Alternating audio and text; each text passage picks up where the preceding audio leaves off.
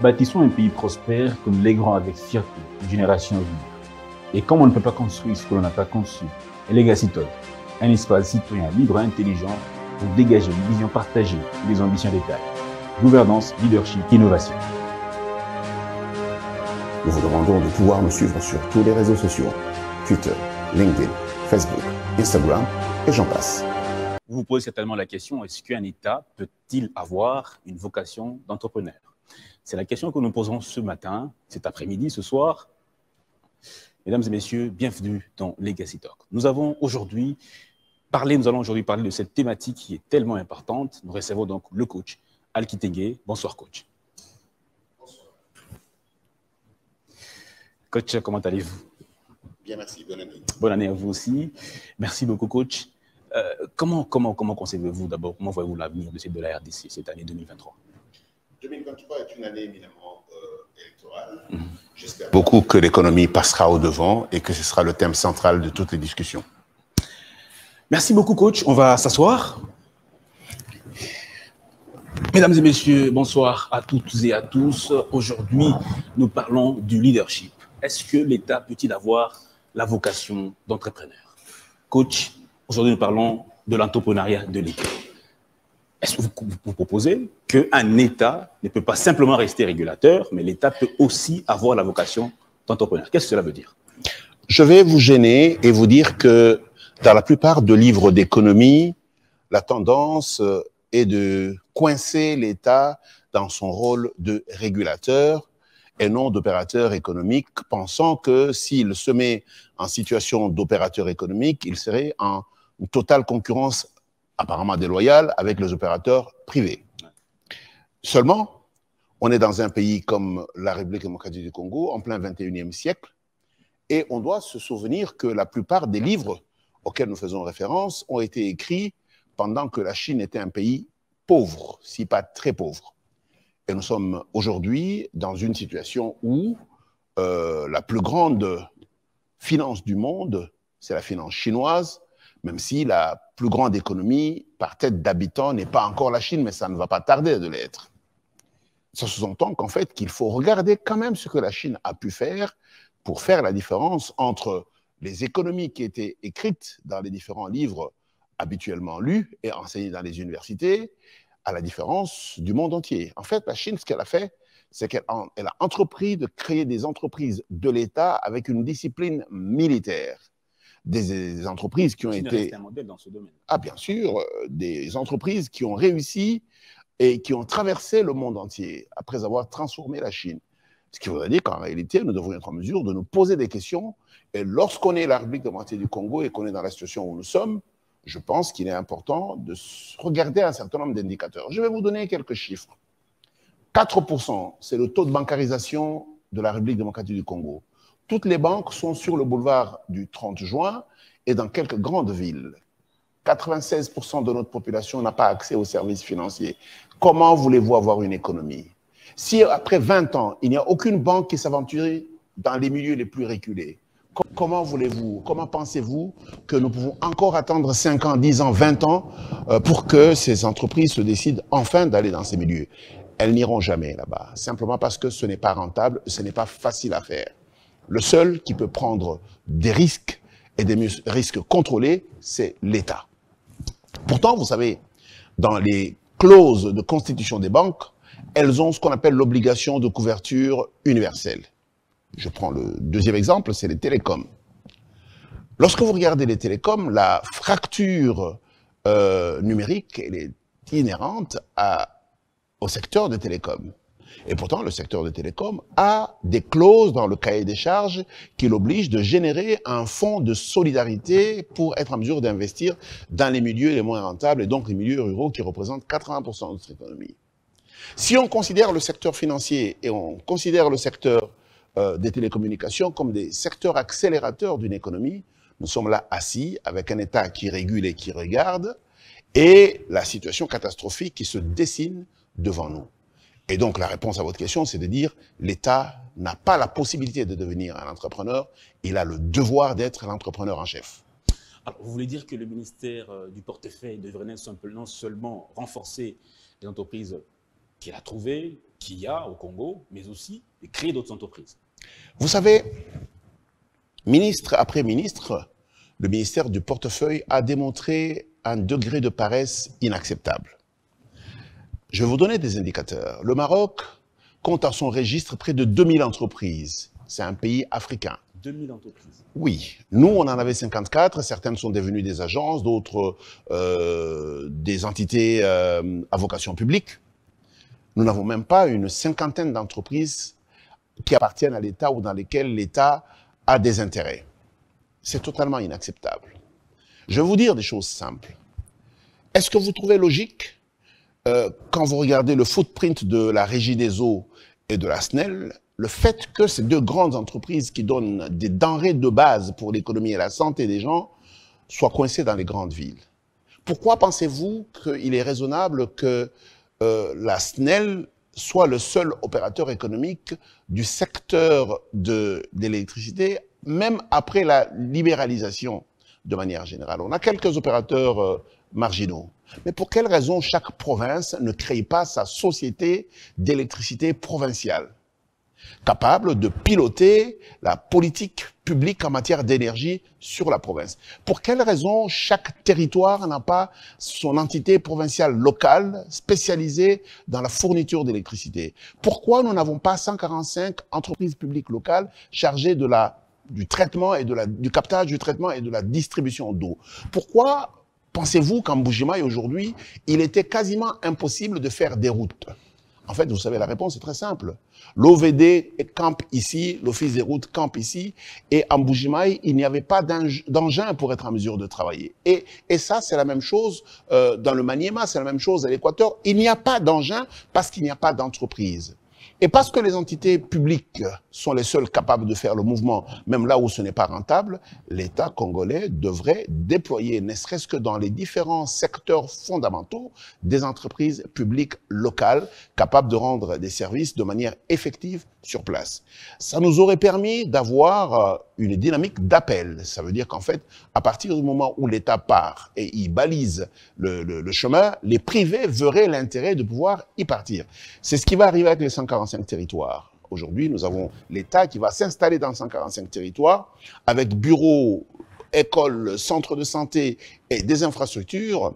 Et si l'État, en plus de ça, commence des activités économiques comme le service national, qui aujourd'hui commence à devenir de manière généralisée une référence, ça s'appelle de la production. Il va y avoir des opérateurs privés qui vont venir s'installer, un, pour capter l'argent qui vient de l'activité de l'État, deux, pour être en mesure de donner de la logistique et des services supplémentaires à ces entités. L'État, en ce moment-là, devient un État catalyseur. Son entrepreneuriat est un entrepreneuriat catalyseur.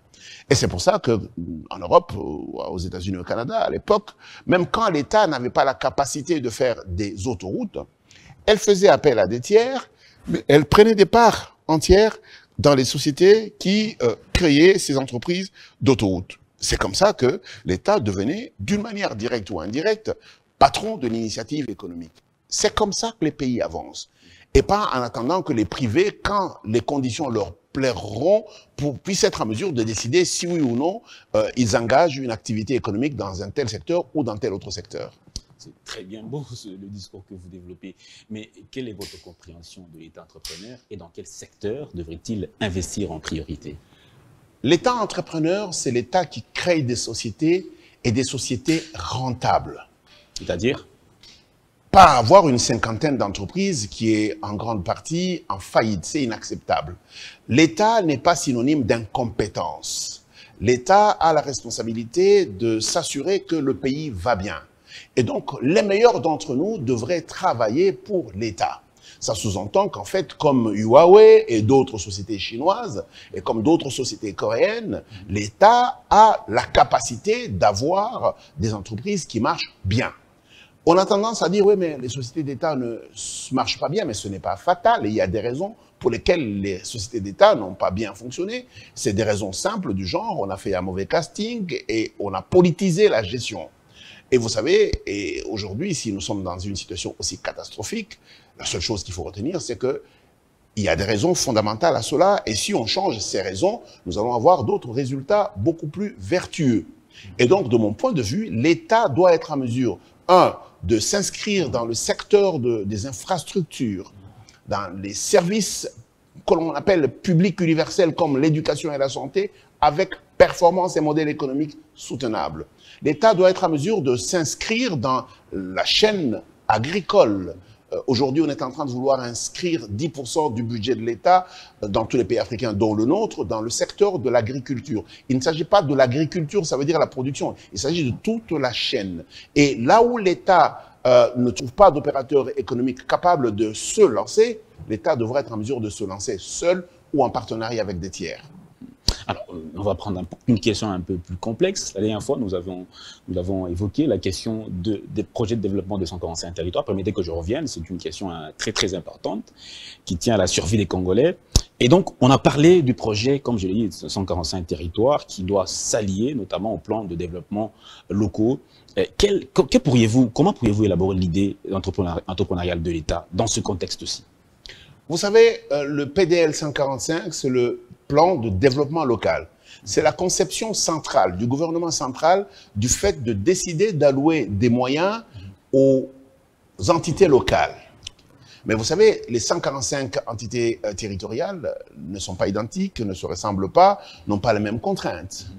Il est donc d'intelligence normale et ordinaire que l'on pense qu'au-delà du PDL 145, on ait 145 PLD, plans locaux de développement. Adaptés à chaque territoire. Absolument. Chaque territoire doit, fonction de ses spécificités, avoir son programme de développement. C'est celui-là qui dira quelles sont les routes qui sont prioritaires, quels sont les ponts et les bacs qu'il faut mettre en place, quel genre d'activité on peut développer, est-ce dans les mines, est-ce dans l'agriculture, est-ce dans la foresterie, est-ce dans le tourisme. Et ça, il n'y a aucun territoire qui ressemble à un autre. Et il est donc important, et je le dis encore une fois, d'avoir 145 leaders de pointe. Ça veut dire des dirigeants d'entités territoriales de pointe, capables de pouvoir générer et animer les plans locaux de développement. C'est ce qui va faire que nous ayons des provinces puissantes. Et c'est pour ça que nous devons avoir, à la tête de chaque province, un véritable leader économique et social, capable de galvaniser les efforts des leaders locaux qui sont dans les entités territoriales pour être en mesure d'acheminer des services publics et des services socio-économiques de qualité auprès des citoyens. Vous savez, nous sommes un pays qui, pendant 62 ans, a consommé tout l'argent dans les milieux urbains et nous avons abandonné les milieux ruraux. La conséquence est la suivante, c'est que nous avons 140 groupes armés, ils sont tous dans les milieux ruraux. Deuxième chose, c'était tellement irréfléchi que nous avons dégarni la partie rurale et comme par hasard, et Dieu est très bon, tous les minéraux sont dans les milieux ruraux. Et donc, si vous avez bien remarqué, tous les 140 groupes armés sont à côté des puits qui de coltan, qui d'or et du reste. Ça sous-entend qu'en fait, ce n'est que d'intelligence classique et géostratégique que de réoccuper le territoire. En fait, le fait de déployer l'État dans les 145 territoires, c'est une occupation sérieuse, administrative, financière, sociale et politique de l'État, du territoire, mais aussi une reprise en main d'une masse que l'on doit mettre à contribution dans la construction de la nouvelle économie qui est une économie intégrée. Vous avez aussi évoqué la question du leadership multiniveau. Est-ce un concept que vous inventez? Oui, bien sûr, c'est un concept que j'invente, il n'est écrit dans aucun livre. Et je dis, nous sommes dans un pays où on pense que tout doit être fait par le chef de l'État. Et tout le monde se rend bien compte que ce n'est pas un être suprême, c'est juste un être humain avec 24 heures et la capacité de couvrir un espace très limité. Si nous devons avoir de l'efficacité, il est important qu'à tous les niveaux, nous ayons des chefs de qualité. Quand le chef de l'État a donné instruction au Premier ministre sur une question bien déterminée, celui-ci se l'approprie. Et si de manière sectorielle, le Premier ministre donne des tâches aux ministres, chacun doit s'approprier l'instruction qui est venue du chef de l'État, passée par le Premier ministre, qu'il a décomposé, qu'il a donné aux différents ministres sectoriels, et ceux-ci doivent être en mesure de l'appliquer. Ça demande un casting sérieux. Ça demande non seulement un casting sérieux, mais également des mécanismes de travail, mais surtout de l'indépendance. Vous savez, quand on dit un ministre, c'est un très haut fonctionnaire de l'État. On ne peut pas avoir un ministre et le traiter comme un enfant de course, et qu'il attende qu'on lui dise « oui, tu peux avancer, non, tu ne peux pas avancer ». Il faut qu'il ait de la marge de manœuvre et il doit en répondre. C'est pour ça qu'il est censé être responsable du secteur. De la même manière, lorsque cette activité doit se passer dans une province bien déterminée, le gouverneur doit s'approprier l'action pour être en mesure de la passer aux entités territoriales décentralisées, de sorte que le citoyen reçoive le bénéfice de l'action publique qui a été décidée en haut. Si toute la décision, y compris des problèmes de base, est entre les mains du chef de l'État, mais on va en faire un garçon de course. Il sera en train de résoudre des problèmes inutiles qui gaspillent son temps et sa concentration, et les choses sérieuses vont traîner. C'est pour ça que la proximité est le gage de l'efficacité. Le bourgmestre, par exemple, la proximité entre gouvernants et gouvernés. Absolument. Ouais. Le bourgmestre, dans une commune, c'est le représentant du chef de l'État. Il est le chef de l'État là-bas. Les problèmes de base, il les règle. Et quand il a fini et qu'il y a des choses qui le dépassent, il demande de l'aide au niveau de sa hiérarchie qui se trouve être le gouverneur. Et un gouverneur est quelqu'un d'hyper puissant. Il ne s'occupe pas de nettoyer les rues ou de faire de la propreté, parce que ça, le bourgmestre a déjà fait. Il ne s'occupe pas de réguler des problèmes de base. Il s'occupe de la stratégie de la province et de l'effectivité de tâches qui sont allouées aux différents bourgmestres pour être en mesure de pouvoir les évaluer. Et il en rend compte à la hiérarchie qui se trouve être son ministre de l'Intérieur, qui lui répond au gouvernement et donc au chef de l'État. C'est seulement le jour où nous aurons des bourgmestres responsables, des gouverneurs responsables et redevables, des ministres qui assument la responsabilité de leur ministère et qui ont la latitude d'agir et même la capacité de se tromper, que nous pourrons avoir une véritable capacité de dynamique économique et sociale. Et si malheureusement on a tendance à penser que le seul qui est responsable, le seul qui répondra aux Congolais, le seul qui a la capacité de pouvoir penser à quelque chose, c'est le chef de l'État, on est en train de gaspiller celui à qui nous avons donné le destin de toute la nation. Il est donc important qu'on se partage les responsabilités et aussi les moyens d'agir. Et c'est pour ça que je dis, le leadership ne doit pas être un leadership d'un individu. Comme on voit ici, le parti politique de telle personne. Un parti politique ne peut pas être à une personne, c'est une association sans but lucratif, il appartient à ses membres. Il n'est pas acceptable aujourd'hui de penser qu'on peut avoir un parti politique dont la décision revient à un seul individu. C'est pour ça que nous en avons 1000 aujourd'hui. C'est aussi un problème de gouvernance. C'est pour ça que nous avons 1000 partis politiques.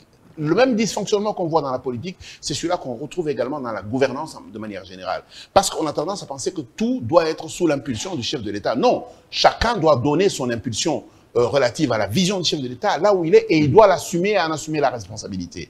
Le jour où nous allons avoir, j'ai envie de dire, des responsables capables de s'assumer et d'assumer leur entière responsabilité en termes d'actes, nous aurons un pays qui marche très vite et qui donne des résultats aux citoyens. Merci. Alors, vous évoquez aussi la question de la prospérité partagée.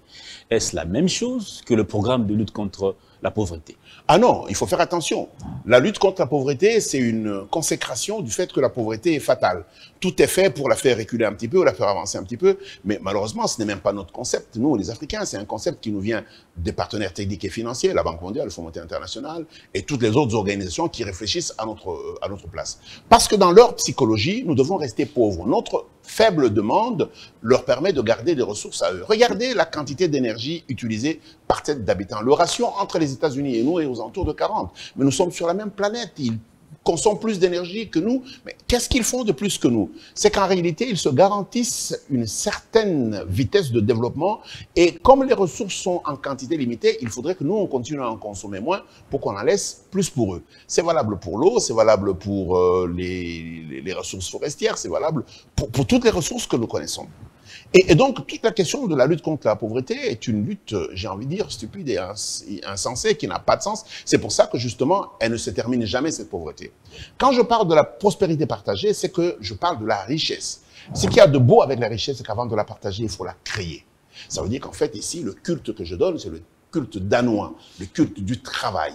Il est important qu'on apprenne aux Congolais, qu'on leur explique que la seule chose qui peut les sauver, ce n'est pas les hommes politiques qui font des promesses ou qui font ce qu'ils doivent faire et ils le font au minimum. Non, le plus important, c'est qu'ils doivent nous mettre au travail, ils doivent mettre la République au travail. On ne peut pas être un pays comme celui-ci et avoir 94% des gens qui sont au chômage organisé. Vous savez, nous avons moins de 6% des gens qui travaillent formellement et qui sont enregistrés aux deux caisses de sécurité sociale. Moins de 6%. Moins de 6%. Si on prend la Caisse nationale de sécurité sociale, la CNSS, et la CNSS-AP, qui est celle des personnes publiques, nous avons moins de 6% des gens qui travaillent formellement.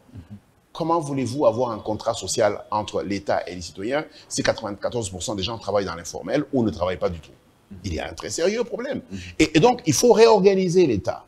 Il faut réorganiser l'État pour que les gens se mettent au travail et que le travail devienne un devoir de citoyen. C'est un devoir d'honorabilité, c'est un devoir de dignité. Si tu ne travailles pas, tu n'es pas digne d'être appelé un citoyen. Et à la limite, à un moment donné, tu n'as même pas le droit de voter si on me posait la question. Et en ce moment-là, on va se rendre compte qu'en réalité, nous sommes capables de produire de loin plus de richesses si tout le monde est mis au travail de manière optimisée. La stupidité collective qui nous a caractérisés pendant très longtemps, c'est de penser qu'on peut oublier les gens qui sont dans les villages. Ils n'ont accès à rien. On peut les exploiter. Mais en fait, lorsqu'on fait le PIB par tête d'habitant, ces gens-là sont dénominateurs. Ça veut dire qu'ils plombent notre PIB par tête d'habitant. Ça sous-entend qu'en fait, leur capacité de travail est tellement faible qu'ils ne produisent pas de richesse, au point que les seuls qui produisent, ce sont les quelques entreprises minières, de transport, de pétrole et tout le reste. Et quand vous mettez ça au numérateur, le ratio devient très faible. Et donc aujourd'hui, la question est de dire comment on fait pour qu'on soit en mesure de créer plus de richesses, pour qu'on soit en mesure de les partager. Je vous donne deux clés de partage de cette richesse. La première, c'est l'enseignement gratuit et obligatoire. Et je souhaite beaucoup que très rapidement, on ait les moyens d'aller jusqu'en 6e secondaire. Qu'il soit possible d'avoir toutes les personnes qui sachent lire et écrire comme au Zimbabwe. Okay? Et la deuxième clé, c'est la couverture santé universelle. Il est important que les gens se rendent compte que tu ne peux pas t'inquiéter quand tu tombes malade. L'État doit être en mesure de te mettre dans ta situation de santé parce que c'est dans l'intérêt de l'État que tu étudies, que tu deviens intelligent et que tu sois en bonne santé parce que tu deviens un asset. Tu peux produire. Et c'est comme ça que le contrat global devient très différent de celui où chacun de nous se débrouille pour envoyer ses enfants dans une école ou dans une autre, et quand tu gagnes un peu plus d'argent, tu envoies tes enfants en dehors du pays, alors que tu es responsable de la construction d'un système d'éducation qui est censé être efficace pour tout le monde. Ceci dit, je ne porte pas jugement sur des individus. Je porte jugement sur ce que nous avons collectivement fait pendant plus de 60 ans. Et mon appel est de dire, il faut réinventer un modèle qui tient compte de la justice et de la justesse de notre réflexion. Et je crois, il est plus que temps, aujourd'hui plus que jamais, de pouvoir repenser l'État différemment. Et comme je l'appelle encore, un État qui ne fait pas du social, mais qui fait de l'économique pour assurer le social. Un État entrepreneur, un État qui met les gens au travail, un État qui travaille lui-même. Exactement. Mais c'est encore très bien ce discours que vous développez, M. Ali Kitenge. Mais quel lien faites-vous entre la création de la prospérité et la participation des citoyens? Très simple. Aujourd'hui, si vous regardez les infrastructures de l'État, elles sont en grande partie en milieu urbain.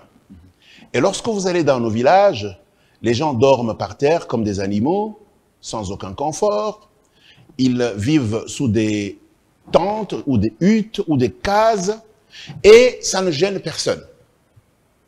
À un moment donné, quand on parlait des villages, les gens trouvaient que c'était logique que les gens du village n'aient pas une demande structurelle qui démontre clairement leur ambition. Et en fait, c'était même bien de les garder dans un état de sous-animal. Vous vous rendez bien compte? C'est exactement reproduire le comportement que les Occidentaux ont eu sur nous. Ils nous ont gardés dans une situation de petitesse consacrée.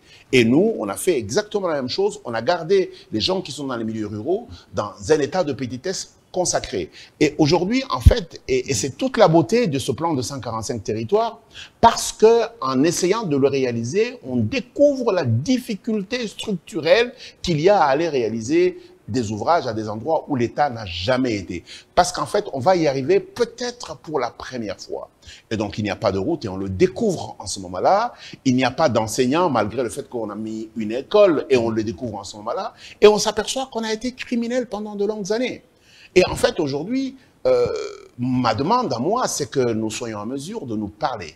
Autant nous prenons le temps de parler de notre modèle politique et des discussions sur les textes qui régissent ceci ou cela, même si certains ne sont pas appliqués, autant je dis, il est important que nous essayions de réfléchir à comment consacrer une chance équitable à un enfant de ce pays, où qu'il naisse, où qu'il vive. De sorte qu'il soit en mesure de s'exprimer dans sa pleine capacité, dans son plein potentiel. Et c'est seulement comme ça, en faisant participer les citoyens à tous les niveaux de décision et d'action, Je ne parle pas de la réflexion, je parle de la réflexion. Ça veut dire réfléchir et agir. C'est seulement en faisant intervenir le citoyen au niveau de la conception et au niveau de l'action que nous pouvons avoir une co-construction d'un État prospère qui marche pour tout le monde. Je le dis encore une fois, je profite de votre micro pour dire, moi je suis très embêté par notre hymne national. Vous savez, il y a 3 endroits où on prend l'engagement. Et tous les 3 sont au futur. Nous bâtirons un pays. Quand est-ce que vous allez le bâtir? Alors que quand vous arrivez à la fin, vous dites que nous léguons à notre prospérité. Vous n'allez pas léguer quelque chose que vous n'avez pas encore bâti, il y a un problème. Et je pense que probablement, dans la sémantique qui se trouve dans notre hymne national, se trouve un problème d'irresponsabilité consacrée. Ça veut dire qu'on pense que la responsabilité, ce sont les autres. Et c'est d'ailleurs aussi pour ça qu'on dit tout le temps, la jeunesse, c'est l'avenir de ce pays. Non, non, non, la jeunesse, c'est le présent du pays. C'est eux qui doivent être le fer de lance du dynamisme de notre économie. C'est eux qui doivent prendre en charge le pays. On n'a pas à attendre d'être vieux pour être en mesure d'être utile à son pays. Et je pense que dans le narratif de tous les jours, il y a un certain nombre d'ajustements importants nécessaires à prendre pour que nous soyons en mesure d'être un pays différent. Vous disiez récemment que le travail sacré devra dominer le contrat entre les citoyens et les leaders politiques. Et qu'en est-il? Vous savez, dans le langage politique courant, les gens font des promesses. Ils disent que quand ils seront au pouvoir, ils feront des choses. La réalité, c'est qu'ils ne feront rien et ils ne sont pas censés faire quoi que ce soit. Ce que les bons politiciens devraient apprendre à faire, c'est de dire aux Congolais, nous devons nous mettre au travail. Il n'y a qu'une chose qui sauve un peuple, c'est le travail. Il est important que le seul langage qui tienne entre les hommes politiques et les citoyens est de dire « Eh, les amis, vous devez travailler, nous devons travailler ». Mon travail à moi en tant que politique, c'est de mettre en place des règles et des textes et une régulation pour que le cadre soit propice, pour que chacune des personnes saisisse ses opportunités en fonction de son talent, de sa capacité, de sa discipline. Mais nous devons travailler, c'est la seule chose qui peut construire un pays. Et aujourd'hui, mon vœu le plus sincère, c'est de dire il faudrait que le langage, la discussion, les échanges entre le leadership politique et le leadership de la société soient un langage du travail. Il est important qu'on rende le travail sacré, que dès le petit âge, le jeune homme qui naît, qui grandit, la jeune fille qui naît, qui grandit, sache qu'on est sur Terre pour travailler, pour vivre. On ne vit pas pour travailler, on ne travaille pas pour vivre, plutôt on ne vit pas pour travailler, mais on ne vit pas pour travailler, on travaille pour vivre. Mais on doit travailler pour vivre. Si on ne travaille pas, on ne pourra pas vivre. C'est pour ça qu'il y a des gens qui meurent de maladies évitables et des gens qui meurent de saleté. Et ce genre de choses sont totalement évitables. Pour que nous ayons une ville propre, il faudrait qu'on travaille. Pour qu'on mange bien, il faudrait qu'on travaille. Pour qu'on ait des bons véhicules, il faudrait qu'on travaille. Pour qu'on ait des bonnes routes, il faudrait qu'on travaille. Le travail est le leitmotiv d'un peuple qui veut se faire respecter dans le monde. Vous disiez que, tout récemment, vous disiez aussi que, justement, pour qu'il y ait une prospérité réelle, il faut que le leadership parte de bas en haut pour que, justement, nous puissions nous accomplir.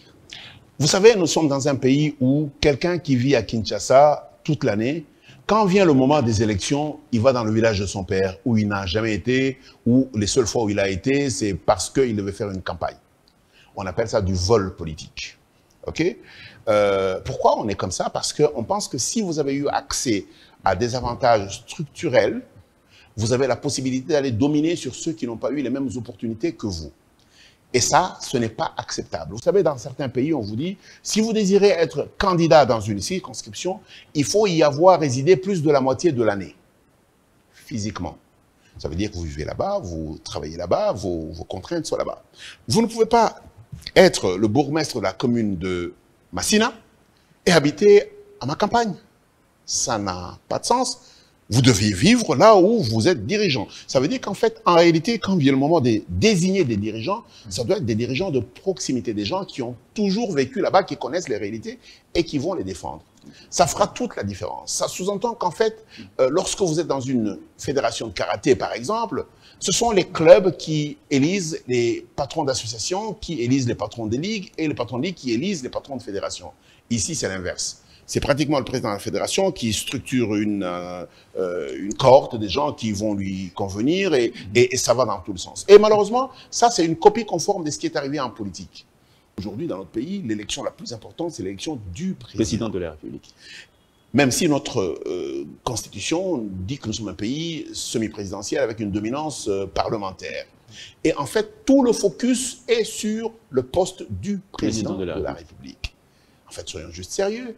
Qu'est-ce qu'un président de la République, même le meilleur du monde, peut-il faire s'il est tout seul? Nous devons avoir des gens à tous les niveaux de qualité. C'est pour ça que, si on me posait la question, je dirais, on commencerait pour moi par faire les élections des communes.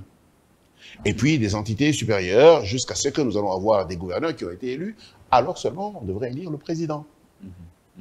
Pourquoi? Parce que je pense que le leadership multi-étage, le leadership partagé, oui. OK, est la seule chose qui peut permettre que les assertions des gens qui sont en bas arrivent en haut, et celui qui est en haut n'est pas Dieu le Père. Il est juste un bon coordonnateur qui comprend les défis des gens, qui dégage de ce qu'il voit comme problème la vision nationale et qui l'anime. Un homme d'État est au service de la nation. Ce n'est pas l'inverse. Chez nous, nous sommes dans une situation de privilège. Lorsque vous regardez l'agitation de la plupart des hommes politiques aujourd'hui, c'est lié à une seule chose. On commence à avoir de la discipline grâce à l'IGF et les prébendes sur lesquelles les gens faisaient des folies furieuses sont en train de se rétrécir. Et ils deviennent extrêmement nerveux. Mais la seule chose qui ne compte pas, c'est le nombre de personnes qui sont mortes faute d'une aspirine, faute d'un petit médicament de rien du tout, faute d'un véhicule en bon état qui peut le faire partir d'un point A à un point B. Les gens prennent des risques incroyables parce qu'ils sont pauvres. Mais lorsque les gens caracolent avec des millions et des milliards dans leur poche, ils ne se représentent même pas ce que est la précarité de ces individus qui prennent le risque de monter sur un camion et rouler sur 200 km.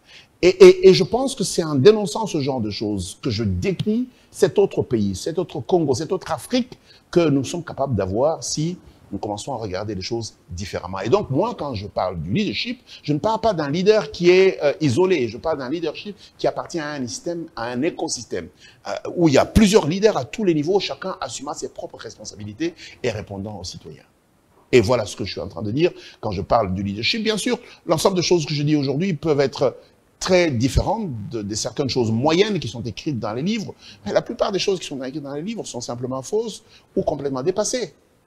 C'est des individus qui les ont écrites pour répondre à des circonstances particulières dans le temps et dans l'espace. Et donc, à un moment donné, c'est notre responsabilité que de générer la pensée, la conception, la théorie qui est censée nous gouverner. Sinon, est-ce que vous êtes contre le leadership économique des privés? Non, non, non, pas du tout. Je suis convaincu qu'un pays doit avoir des privés honnêtes qui payent les taxes et qui créent des sociétés, qui créent de la richesse. Et nous devrions être fiers de ce genre de choses. Je suis moi-même un opérateur économique. Par contre, je dis, ce n'est pas le monopole des opérateurs économiques privés. L'autre opérateur économique, c'est le public. L'État. L'État. Celui à qui on voudrait laisser seulement les secteurs qui ne sont pas rentables. Comment voulez-vous qu'il devienne modèle et exigeant s'il n'est pas capable de démontrer ses capacités de gouvernance, y compris dans le secteur économique? Tu ne peux pas réguler quelque chose que tu ne sais pas gérer. Vous savez, lorsque vous êtes dans une maison, même si vous avez un domestique de qualité, si madame est sale, la maison sera sale et sera au standard du domestique. Et donc, je voudrais dire, encore une fois, que l'État a le devoir de maîtriser la gouvernance économique. L'État a le devoir de faire même ce que le privé ne sait pas faire. Et aujourd'hui, moi, mon appel est de dire à l'État, crée des banques, que ce soit des banques des villages, des territoires et des provinces.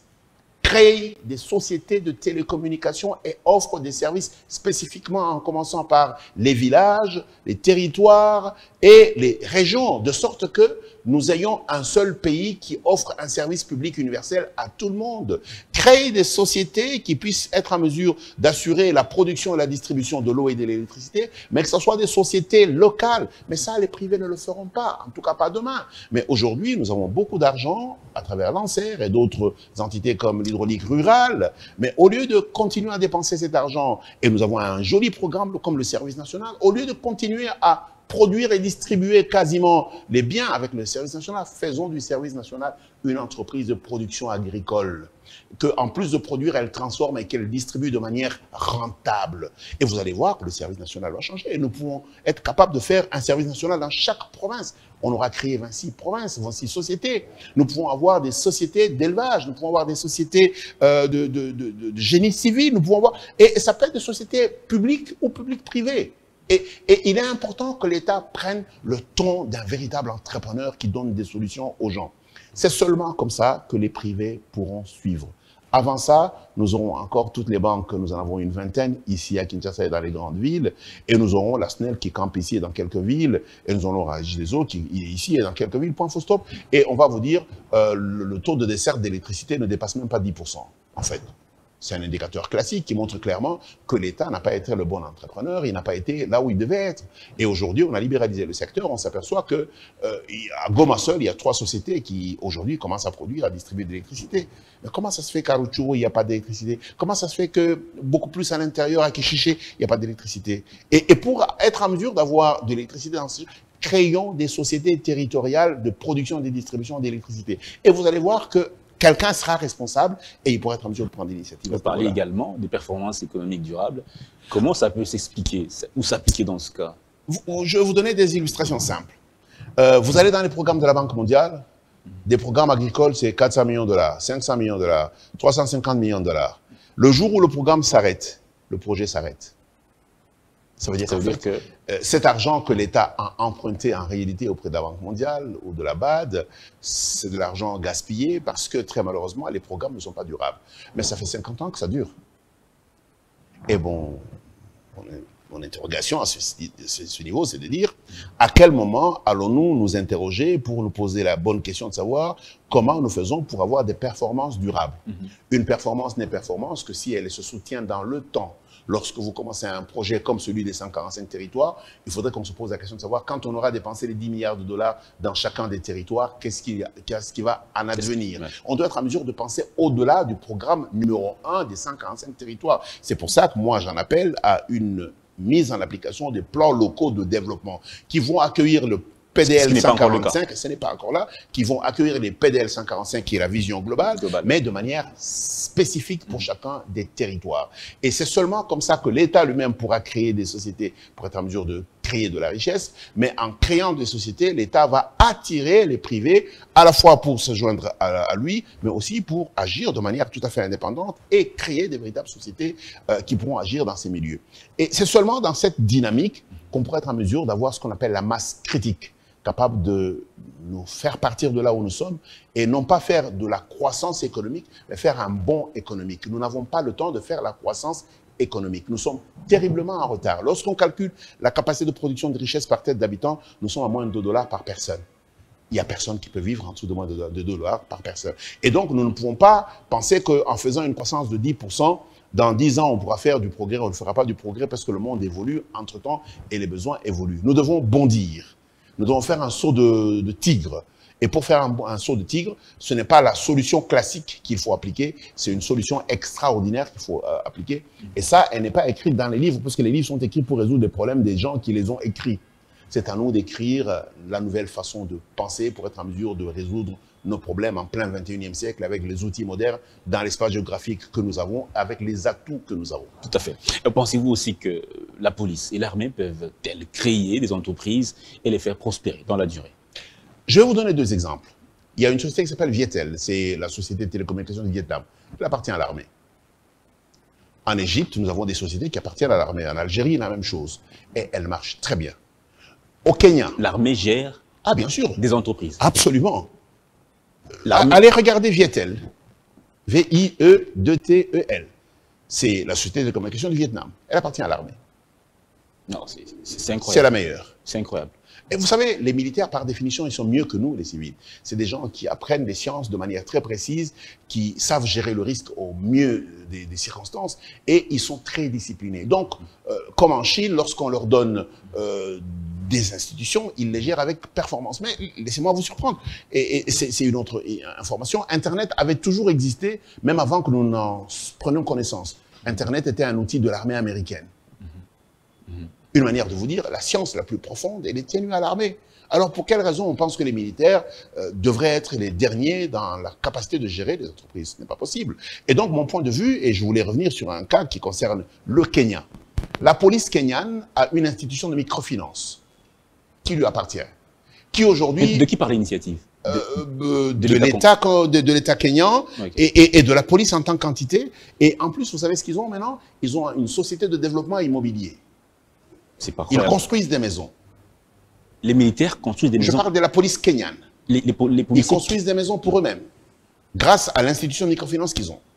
Ça sous-entend qu'en fait, les corps commandés, la police, l'armée, devraient saisir le fait que c'est un corps unique, homogène, et ils sont généralement en nombre important. Ils ont une capacité financière incroyable. Il est ridicule de voir notre armée et notre police se faire payer par les banques commerciales. Ils auraient pu, et ils ont la capacité d'avoir des banques qui leur appartiennent. Ils ont aujourd'hui la capacité d'avoir des développements immobiliers, des développements agricoles, des développements... Le service national est l'illustration par excellence qui démontre clairement que l'armée peut réellement produire. Mais ce qu'il faut, c'est de dire aujourd'hui, on ne va plus vous donner de l'argent de manière perdue. On vous vote 200, 300, 400 millions de dollars, eh bien, vous avez 3 ans, 4 ans pour le rendre rentable. Et en ce moment-là, la gouvernance va être pertinente, ils vont avoir un CAPEX et voir un OPEX, et ils vont travailler de manière à pouvoir optimiser les opérations, être en mesure d'être rentable. Ouais. Et encore une fois, on nous écrit un certain nombre de choses, on nous décrit un certain nombre de choses qui ne correspondent pas à la réalité. À mon avis, l'armée, la police devraient avoir des sociétés. Sinon, quel mécanisme de financement voyez-vous pour l'entrepreneuriat de l'État? L'État est le seul qui peut battre la monnaie. Et donc, qui peut décider d'imprimer les billets, comme les États-Unis, c'est ce qu'ils font tout le temps, et décider de le mettre dans un circuit bien déterminé, qui est un circuit productif. Et l'État peut prendre des budgets dans le budget de la nation pour être en mesure de les affecter à l'entrepreneuriat public. Ouais. L'État peut emprunter de l'argent, c'est ce qui nous arrive avec la Banque mondiale, le Fonds monétaire international et les autres.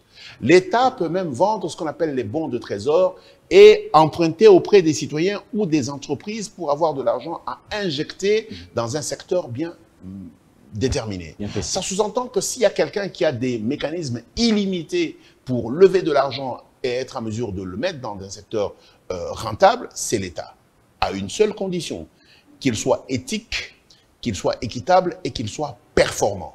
Et pour cela, il est important qu'il fasse recours au meilleur potentiel possible et que ceux-ci soient rémunérés et tenus responsables de leur action. Vous savez, nous avons dans les entreprises en faillite ici, des dirigeants qui sont mieux payés que dans des pays riches. Nous avons ici des directeurs généraux d'entreprises en faillite qui touchent 50-55 000 $ par mois. C'est une véritable folie, mais comment ne peut-on pas être en mesure de recruter les meilleurs techniciens possibles pour venir à la tête de ces entreprises? Parce que le salaire est très attrayant. Pourquoi ils sont payés autant? Un gestionnaire, par définition, est censé être payé correctement, pourvu qu'il donne du résultat.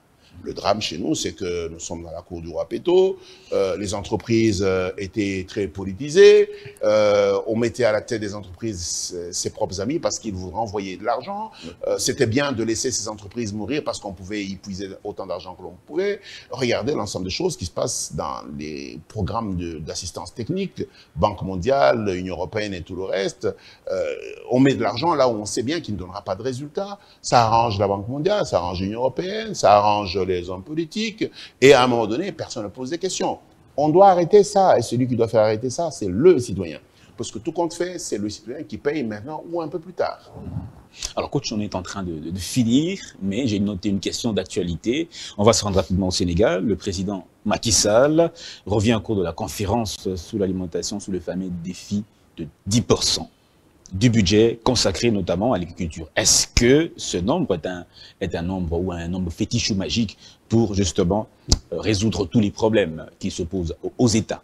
Je m'amuse toujours lorsque les chiffres sont relatifs. Quand on dit 10%, ça veut dire qu'en fait, c'est un ratio. Si 10% de 1 million et 10% de 1 milliard, c'est pas la même chose. Et donc, moi, je dis, c'est pas le pourcentage qui compte, c'est qu'il faut être en mesure d'accorder des budgets suffisants pour être en mesure de transformer la nature de nos économies. Nous sommes une économie en RDC et dans beaucoup de pays africains, généralement extravertie, et non pas parce que nous importons des choses que nous ne sommes pas capables de faire ici, mais parce que nous importons des cure-dents, nous importons de l'eau, nous importons du savon dont 95% c'est de l'eau, je parle des savons, des détergents liquides, nous importons du poisson alors que nous avons des lacs et des fleuves qui sont poissonneux ici, nous importons de la viande, nous importons des choses complètement inutiles. En fait, ça veut dire qu'en réalité, nous nous mettons dans un état de fragilité permanente. Et c'est pour ça que je respecte l'idée de dégager des budgets suffisants, mais les budgets tout seuls ne répondront pas aux problèmes. Il faut avoir des budgets et une stratégie et une capacité opérationnelle. Et encore une fois, quand on dit 10% ou 15% du budget de l'État doit être consacré à l'autonomie ou à la souveraineté alimentaire, il est important qu'on sache que tout cet argent n'est pas censé être utilisé par l'État seul. L'État peut faire une partie du travail dans le cadre de son entrepreneuriat, l'autre partie doit être en mesure d'être donnée de manière directe ou indirecte aux opérateurs économiques qui se consacrent au programme de l'État, sous forme de garantie, sous forme de subvention ou sous forme de crédit tout court. C'est comme ça qu'un certain nombre de pays ont ce qu'on appelle une banque de crédit agricole.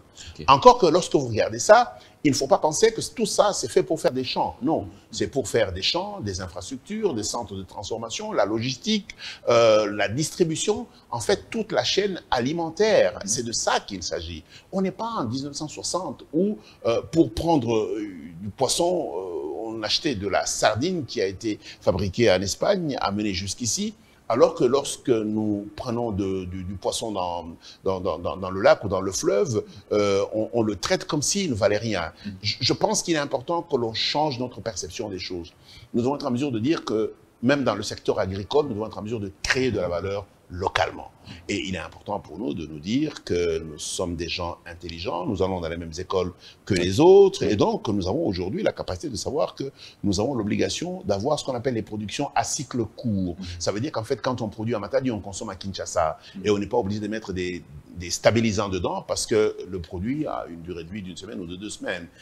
Lorsque vous devez faire venir de la salade qui vient d'Europe pour arriver à Kinshasa, on est presque obligé de la stériliser, d'y mettre des produits de stabilisation pour que quand ils arrivent ici, on les mette dans les rayons et qu'ils restent verts.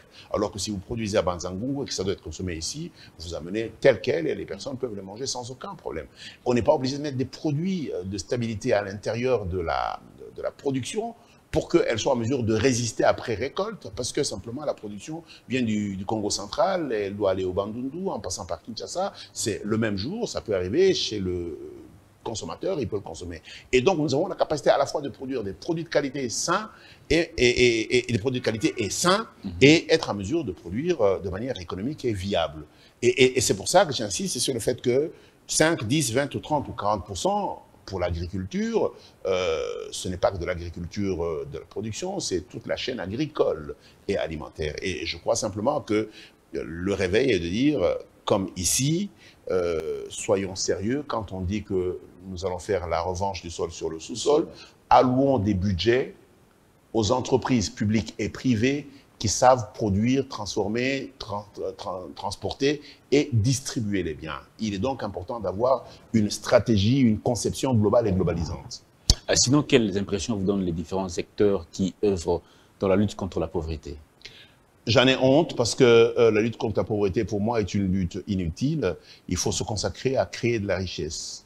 Et si on crée de la richesse, on avancera beaucoup plus vite. On se concentrera sur les mécanismes pour le faire, parce que lutter contre la pauvreté ne correspond pas à créer de la richesse. C'est deux combats différents, avec des outils différents, des mécanismes différents et des indicateurs de performance complètement différents. Et si vous voulez, on ne lutte pas contre la pauvreté en France. Il n'y a pas de raison qu'on lutte contre la pauvreté ici. En France, on est occupé à créer viablement des richesses pour être en mesure de les partager de manière tout à fait viable. Et donc, nous aussi, ce que nous devons être en mesure de faire, c'est de nous donner les mécanismes optimaux de création et de distribution de richesses de manière équitable en fonction de l'effort et des performances des uns et des autres. Merci beaucoup, coach. C'était notre avant-dernière question. Mais la dernière question que je vais vous poser, celle-ci. Est-ce que la prochaine date est-elle connue de Legacy Talk? Bien sûr, c'est le mois prochain, ce sera un autre Legacy Talk en ligne.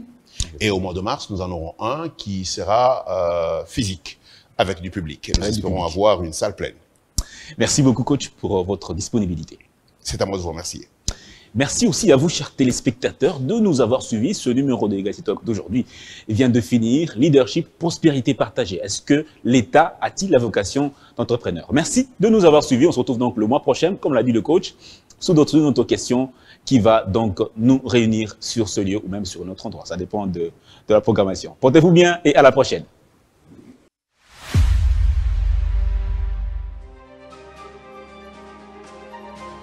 Bâtissons un pays prospère que nous léguerons avec fierté aux générations à venir. Et comme on ne peut pas construire ce que l'on n'a pas conçu, Legacy Talk, un espace citoyen libre et intelligent pour dégager une vision partagée et des ambitions d'état. Gouvernance, leadership, innovation. Nous vous demandons de pouvoir nous suivre sur tous les réseaux sociaux, Twitter, LinkedIn, Facebook, Instagram et j'en passe.